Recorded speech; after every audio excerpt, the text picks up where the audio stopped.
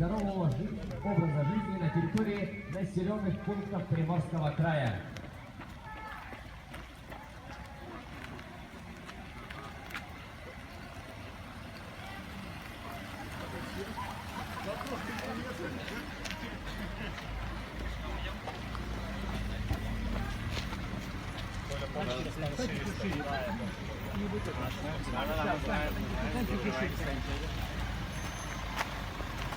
Дорогие друзья, мы приблизились к следующему этапу передачи огня 7-х международных спортивных игр «Дети Азии».